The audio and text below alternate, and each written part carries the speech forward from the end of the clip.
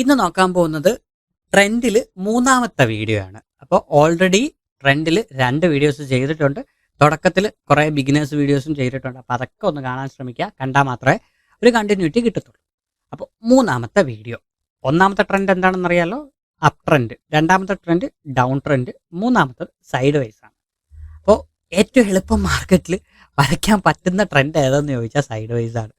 എന്നുവെച്ചാൽ നമുക്ക് എല്ലാവർക്കും ഏറ്റവും എളുപ്പം വരയ്ക്കാൻ പറ്റുന്നത് സൈഡ് വൈസ് ആണ്. സൈഡ് വൈസ് വരയ്ക്കാനായിട്ട് 2 ഹൊറിസോണ്ടൽ ലൈനിനെ ചുമ്മാ ഇങ്ങനെ 2 വര വരച്ച് വെച്ച് കഴിഞ്ഞാൽ this is called side wise. ഇത്രയേ ഉള്ളൂ.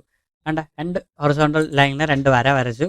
മാർക്കറ്റ് നമ്മൾ ഈ സപ്പോർട്ട് റെസിസ്റ്റൻസ് ഒക്കെ തുടക്കത്തിൽ പഠിച്ചില്ലേ, അതേപോലെ ഇങ്ങനെ പോകുന്നു മാർക്കറ്റ്. അതായത് ഒരു പിടി തരുന്നില്ല, മാർക്കറ്റ് ഇങ്ങനെ പോകുന്നതിനാണ് സൈഡ് വൈസ് എന്ന് പറയുന്നത്. ഈസിലി കണ്ടില്ലേ, ഇങ്ങനെ മാർക്കറ്റ് പോകുന്നു. ഇവിടെ നമുക്കൊരു കൺഫർമേഷൻ ഇല്ല ഒരു ട്രേഡ് എടുക്കാനായിട്ട്. ഒരു ട്രേഡ് എങ്ങോട്ടാണ് പോകുന്നത്, ട്രേഡ് എപ്പം അപ്പ് എടുക്കും, എപ്പം ഡൗൺ എടുക്കും, ഒന്നും പറയാൻ പറ്റത്തില്ല. ഒരു കൺസോൾട്ടേഷൻ ഫേസ് ആണ് സൈഡ് വൈസ് ട്രെൻഡിന്. എന്നുവെച്ചാൽ മാർക്കറ്റ് എപ്പോൾ വേണോ എങ്ങോട്ട് വേണോ പോവാം. അതായത് ഇവിടുന്ന് ഇപ്പം മാർക്കറ്റ് ഇവിടെ നിൽക്കുകയല്ലേ, ഇവിടെ നിൽക്കുന്ന മാർക്കറ്റ് ഇങ്ങോട്ട് പോയി കഴിഞ്ഞാൽ അതൊരു ഡൗൺ ട്രെൻഡിൻ്റെ ഒരു തുടക്കം, അല്ലെങ്കിൽ ഡൗൺ ട്രെൻഡ്. അത് കുറച്ച് കാര്യങ്ങൾ ഞാൻ നേരത്തെ പറഞ്ഞല്ലോ.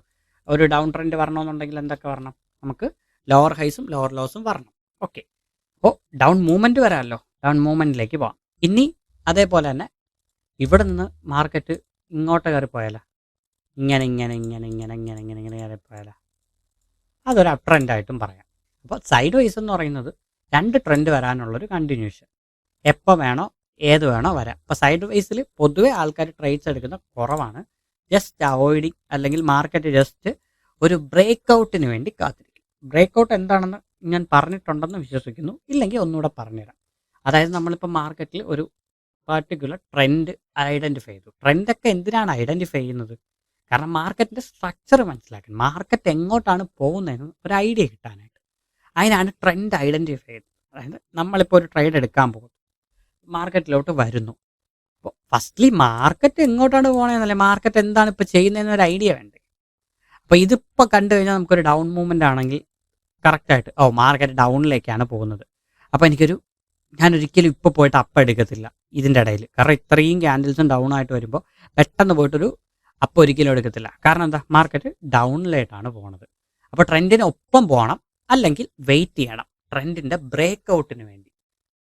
ബ്രേക്ക് ഔട്ട് മീൻസ് ഈ ഒരു ട്രെൻഡ് മതിയാക്കി മാർക്കറ്റ് അടുത്തൊരു ഫേസിലേക്ക് കയറുന്ന ഒരു ടൈമിൽ. അതായത് അടുത്തൊരു ഫേസ് എന്ന് പറയുന്നത് ചിലപ്പോൾ സൈഡ് വേസ് ആവാം, ചിലപ്പോൾ അപ്പ് ട്രെൻഡ് ആവാം. നേരെ ട്രെൻഡിനെ റിവേഴ്സൽ അടിച്ച് തിരിച്ചു കൊണ്ടുപോകാം. അപ്പോൾ ഇത് ഐഡൻറ്റിഫൈ ചെയ്യാൻ വേണ്ടിയാണ് നോക്കുന്നത്. അപ്പോൾ അതിന് ഏറ്റവും കൂടുതൽ എല്ലാവരും നോക്കുന്ന കാര്യം എന്ന് break out, structure break out. First നമ്മൾ ട്രെൻഡ് ഐഡൻറ്റിഫൈ ചെയ്യുന്നു. ട്രെൻഡ് ഐഡൻറ്റിഫൈ ചെയ്തിട്ട് ആ ട്രെൻഡിനെ മാർക്ക് ചെയ്യുന്നു. ആ ട്രെൻഡിനെ മാർക്ക് ചെയ്തിട്ട് ആ ട്രെൻഡ് കണ്ടിന്യൂ ആയിട്ട് പോകുന്നുണ്ടോ, അതോ ആ ട്രെൻഡ് ബ്രേക്ക് ആയിട്ട് പുതിയൊരു ട്രെൻഡിലേക്ക് മാറുന്നുണ്ടോ എന്നൊക്കെ മനസ്സിലാക്കുകയാണ്. അപ്പോൾ ഇവിടെ നോക്കുന്നതെന്ന് പറഞ്ഞാൽ ജസ്റ്റ് സൈഡ് വൈസ് ട്രെൻഡാണ്. അപ്പോൾ ഇനി സൈഡ് വൈസ് മാർക്കറ്റിൽ ഐഡൻറ്റിഫൈ ചെയ്യണം. This is side vice identify ചെയ്യാനായിട്ട് ഞാൻ പറഞ്ഞല്ലോ, സൈഡ് വൈസ് മാർക്കറ്റിനെ ഐഡൻറ്റിഫൈ ചെയ്യാനായിട്ട് ഇപ്പോൾ ഇതൊരു സൈഡ് വൈസ് സോണാണ്. കാണില്ലേ, ഇത് ലോസ് കണക്ട് ചെയ്ത് വരയ്ക്കുകയാണെങ്കിൽ ദിസ് ഈസ് ലോസ്. അതെപ്പോഴും കറക്റ്റായിട്ട് വരത്തില്ല, എന്നാലും വേണ്ട, ഇവിടെ ഇങ്ങനെ മാർക്കറ്റ് വരുന്നു, ഇങ്ങനെ വരുന്നു, ഇങ്ങനെ അകത്ത് കിടന്ന് മറ്റേ ഈ തുള്ളിക്കളിക്കണ കുഞ്ഞിപ്പുഴു എന്നൊക്കെ നമ്മളിങ്ങനെ പറയത്തില്ലേ, തുള്ളിക്കളിക്കണ കുഞ്ഞിപ്പുഴു ഇവിടെ പോകുന്നു. മാർക്കറ്റ് ഡിസ്കു ഇത്രയും വന്നു, ഇവിടുന്ന് വീണ്ടും തിരിച്ച് അതേ ലോയിലേക്ക് വരുന്നു. വീണ്ടും ഒരു ഹൈ, ഇവിടെ ഒരു ചെറിയൊരു ഹൈ, അത് നമുക്ക് വേണ്ട, എന്നാലും ഇവിടെ ഒരു ലോ എടുത്തല്ലോ, അപ്പോൾ പിന്നെ ഈ ഒരു ഹൈയും കൂടെ എടുക്കാം. എന്നിട്ട് ഒരു ഹൈ വന്നു, കണ്ടില്ലേ. ഇനി ഇങ്ങോട്ടല്ല താഴോട്ടല്ല മാർക്കറ്റ് വന്നത്, കണ്ടില്ലേ.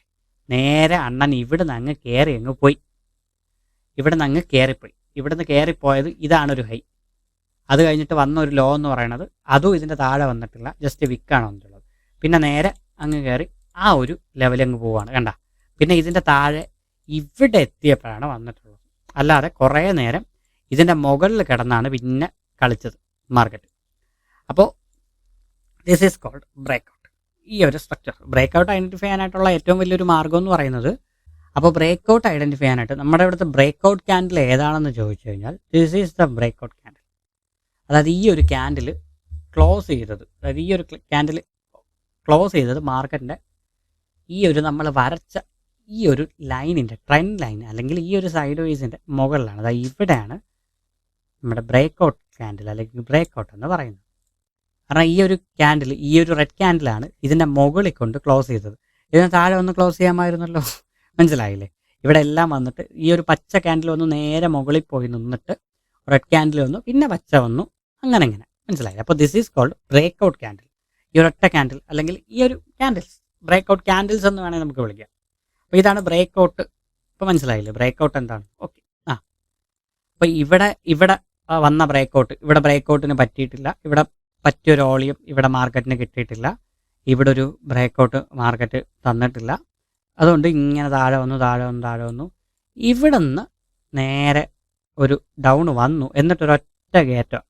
പക്ഷേ ഇവിടെ വന്നിട്ട് തിരിച്ച് താഴോട്ട് വന്നു. നമ്മൾ സപ്പോർട്ട് റെസിസ്റ്റൻസും പഠിച്ചപ്പോൾ ആണെങ്കിൽ റിജക്ഷൻ വന്നു, തിരിച്ചു വന്നു, മോളിപ്പോയി, തിരിച്ചു വന്നു, മോളിപ്പോയി. ഇവിടെ വന്ന് ഇതിൻ്റെ മുകളിൽ ക്ലോസ് ചെയ്തിട്ട് പിന്നെ ഇതിൻ്റെ മുകളിലായിരുന്നു പോയത്. പിന്നെ അടുത്തൊരു ബ്രേക്ക് ഔട്ട് ക്യാൻഡിൽ എന്ന് പറയുന്നത് ഇതാണ്. This is called break out candle. കാരണം എന്താ? ഈ എണ്ണനാണ് താഴെ വന്ന് ക്ലോസ് ചെയ്തത്. ഇതിൻ്റെ മുകളിൽ ക്ലോസ് ചെയ്തിരുന്നെങ്കിൽ ഇതിൻ്റെ മുകളിൽ ഇങ്ങനെ ഒന്ന് പോയനെ. ഇവിടെ അടുത്തൊരു ബ്രേക്ക് ഔട്ട് എന്ന് പറയുന്നത് ഇതാണ്. ഈ ഒരു വലിയ ക്യാൻഡിലാണ്. ഇത് ചെറുതായിട്ട് പോയെങ്കിലും ഈ ഒരു ഗ്രീൻ ക്യാൻഡിലാണ് ഇതിൻ്റെ മുകളിൽ കൊണ്ട് ക്ലോസ് ചെയ്തിട്ടുള്ളൂ. കണ്ടില്ലേ? അപ്പോൾ ഇങ്ങനെയാണ് നമ്മൾ ഒരു ബ്രേക്ക് ഔട്ട് ക്യാൻഡിൽ ഐഡൻറ്റിഫൈ ചെയ്യുന്നത്, അല്ലെങ്കിൽ ബ്രേക്ക് ഔട്ട് ഐഡൻറ്റിഫൈ ചെയ്യുന്നത്. ജസ്റ്റ് ബ്രേക്ക് ഔട്ട് എന്താണെന്ന് ഞാൻ പറഞ്ഞതേ ഉള്ളൂ. ബ്രേക്ക് ഔട്ട് ക്യാൻഡിലോട്ടൊന്നും കടന്നിട്ടില്ല. ജസ്റ്റ് ഒരു സൈഡ് വേസ് പറഞ്ഞപ്പോൾ ജസ്റ്റ് ഒന്ന് പറഞ്ഞതേ ഉള്ളൂ. അതായത് ഇവിടെ നോക്കുവാണെങ്കിൽ ദിസ് ഇവനാണ്, ഇത് 11 ബ്രേക്ക് ഔട്ട് ക്യാൻഡിൽ. മനസ്സിലായില്ലേ? ഇവിടെ നോക്കുവാണെങ്കിൽ ഇത് ഇവനാണ്, ഈ ഒരു വലിയ ക്യാൻഡിലല്ലേ. കാരണം സൈഡ് വേസ് ആണ്. മാർക്കറ്റ് കുറച്ച് ഇതുകൊണ്ട് ഈ ഒരു വലിയൊരു സൈഡ് വേസിനകത്തുള്ള ചെറിയ ചെറിയ കുറേ മൂവ്മെൻറ്റ്സ് ആണ്. ഈ ഒരു പെർട്ടിക്കുലർ സൈഡ് വേസ് തന്നെയാണ് മാർക്കറ്റ് കുറച്ച് നേരം കൊണ്ട് നിന്ന് കളിക്കുന്നത്. കുറച്ച് നേരം മീൻസ് ഇപ്പോൾ ഇതിനകത്തേക്ക് മാർക്കറ്റ് ഓക്കെ ഇങ്ങോട്ടൊന്നും വേണ്ട, ഇവിടെ തൊട്ടാണ് ഇങ്ങോട്ട് ഇറങ്ങി വന്നത്. ഇവിടെ ഇറങ്ങി വന്ന് ഈ ഒരു സൈഡ് വേസ് വന്ന ടൈം എന്ന് പറയുന്നത് 4 നവംബറിൽ വന്ന മാർക്കറ്റാണ്. 4 നവംബറിൽ വന്ന മാർക്കറ്റ് ഇപ്പോഴും ഇവിടെ തന്നെയാണ് നിൽക്കുന്നത്. കണ്ടില്ലേ? 4 നവംബറിൽ വന്ന മാർക്കറ്റ് 13 നവംബറായിട്ടും ആ ഒരു പ്രൈസ് പോയിന്റ് തന്നെയാണ് നിൽക്കുന്നത്. ഒരു ലോവർ ഒരു മൊത്തത്തിലൊന്ന് എടുത്ത് നോക്കുമ്പോൾ കണ്ട ഒരു വലിയൊരു സൈഡ് വേസ് മൂവ്മെൻറ്റിൻ്റെ ഒരു പാർട്ടായിട്ട് തന്നെയാണ് നമ്മൾ എപ്പോഴും നിൽക്കുന്നത്. ഇതിലേറ്റവും വലിയ ലോ എന്ന് പറയുന്നത് ഈ ഒരു ലോയാണ്. ഇതും വേണമെങ്കിൽ ഒരു സൈഡ് വേസ് ആയിട്ട് പറയാം. കാരണം ഇവിടെ ഒരു മൂവ്മെൻറ്റ് വരച്ച് നോക്കുകയാണെങ്കിൽ this is the least support. 2 touch ഇവിടെ കിട്ടിയിട്ടുണ്ട്. ഓക്കെ, ഇവിടെ അതുവരെ വരാൻ നോക്കി, എടുത്ത് മുകളിലോട്ട് വയ്ക്കാം. അപ്പം 3 ടച്ച് കറക്റ്റായിട്ട്, 3-4 ടച്ച് കറക്റ്റായിട്ട് കിട്ടും. ഇവിടെ ഇതുവരെ വരാൻ നോക്കി, പക്ഷെ വന്നില്ല. ഇവിടെ നിന്ന് കയറിപ്പോയി. ഇനി ഇവിടെ നിന്ന് ഇങ്ങനെ മനസ്സിലായില്ല. അതാണ് ഞാൻ പറഞ്ഞത്. സൈഡ് വേസ് ഇപ്പം മനസ്സിലായല്ലോ. ഇപ്പോൾ ബ്രേക്ക് ഔട്ട് മനസ്സിലായി, സൈഡ് വേസ് മനസ്സിലായി, ബ്രേക്ക് ഔട്ട് ക്യാൻഡിൽ മനസ്സിലായി. അപ്പം 3 ട്രെൻഡ് ഉണ്ടെന്ന് നിങ്ങൾക്ക് മനസ്സിലായെന്ന് വിശ്വസിക്കുന്നു. സൈഡ് വേസിന് പ്രത്യേകിച്ച് നേരത്തെ പറഞ്ഞ കണക്ക് ടച്ചിങ്സ് ഒരു 3 ടച്ചിങ്സ് വന്നാൽ ബെറ്റർ ആയിരിക്കും. സപ്പോർട്ട് റെസിസ്റ്റൻസും വരയ്ക്കും കണക്കാണ് സൈഡ് വൈസ് നോക്കുന്നത്. അതായത് മെയിനായിട്ട് ഇങ്ങനെ പോകുന്ന മാർക്കറ്റിനാണ് സൈഡ് വൈസ് എന്ന് പറയുന്നത്. അപ്പം 3 മാർക്കറ്റ് മെയിനായിട്ടുണ്ടെന്ന് മനസ്സിലായി. താഴെ നിന്ന് ഇങ്ങനെ ക്രിയേറ്റ് ചെയ്ത് പോകുന്ന, അതായത് ഹയർ ഹൈസും ഹയർ ലോസും ക്രിയേറ്റ് ചെയ്യുന്ന മാർക്കറ്റ് ട്രെൻഡിനെ വി കോൾ അപ് ട്രെൻഡും, ഇതേപോലെ ലോവർ ഹൈസും ലോവർ ലോസും ക്രിയേറ്റ് ചെയ്യുന്ന മാർക്കറ്റിനെ we call downtrend. And just 2 horizontal lines എടുത്ത് വയ്ക്കുന്ന കണക്ക്, 2 ഹൊറിസോണ്ടൽ റൈസ് പോകുന്ന കണക്ക് അതിനകത്ത് നിന്നൊരു റെക്ടാങ്കിൾ ഷേപ്പിനകത്ത് നിന്ന് ഇങ്ങനെ പോകുന്ന ഒരു മാർക്കറ്റിനെ നമുക്ക് സൈഡ് വൈസ് എന്നും പറയാം. മെയിനായിട്ട് 3 ട്രെൻഡാണ് മാർക്കറ്റിലുള്ളത്. അപ്പോൾ അത് മനസ്സിലായെന്ന് വിശ്വസിക്കുന്നല്ലോ. അപ്പോൾ ഇത്രയേ ഉള്ളൂ മെയിനായിട്ട് 3 ട്രെൻഡ്. അപ്പോൾ മാർക്കറ്റിലേക്ക് വരിക, ട്രെൻഡ് സപ്പോർട്ട് റെസിസ്റ്റൻസ് നോക്കണം, ട്രെൻഡ് ഐഡൻറ്റിഫൈ ചെയ്യണം. ഇതൊന്നും കൺഫർമേഷൻ ആയിട്ടുള്ളൊരു ട്രേഡ് എടുക്കാം. ഇപ്പോൾ ഞാൻ ഐഡൻറ്റിഫൈ ചെയ്യുന്നത് ഒരു അപ് ട്രെൻഡാണ് എന്ന് പറഞ്ഞിട്ട് നമുക്ക് ഡയറക്റ്റായിട്ട് പോയിട്ട് ട്രേഡ് എടുക്കാൻ പറ്റുമോ എന്ന് ചോദിച്ചാൽ ഇല്ല. അതിന് വേറെ കുറേ കാര്യങ്ങളുണ്ട്. അങ്ങനെയൊക്കെ ട്രേഡ് എടുക്കുന്ന ആൾക്കാരുണ്ടാവും. സപ്പോർട്ട് റെസിസ്റ്റൻസ് മാത്രം വെച്ചെടുക്കുന്ന ആൾക്കാരുണ്ടാവും, ബ്രേക്കൗട്ട് മാത്രം വെച്ചെടുക്കുന്ന ആൾക്കാരുണ്ടാവും.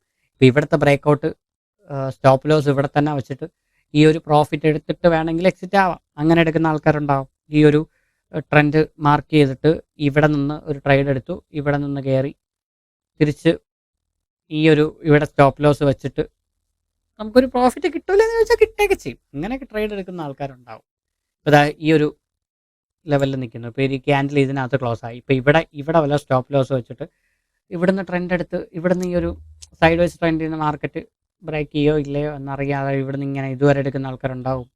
അല്ലെങ്കിൽ ഇവിടെ ഒരു ബ്രേക്കൗട്ട് കിട്ടിയതിന് ശേഷം ഇവിടെ ഒരു പെർട്ടിക്കുലർ ബ്രേക്കൗട്ട് കിട്ടിയതിന് ശേഷം ഇവിടുന്ന് ഈ ഒരു മൂവ്മെൻറ്റ് വരെ എടുക്കുന്ന ആൾക്കാരുണ്ടാവും. ഇവിടെ 104 107 വരെ എടുക്കുന്ന ആൾക്കാരുണ്ടാവും.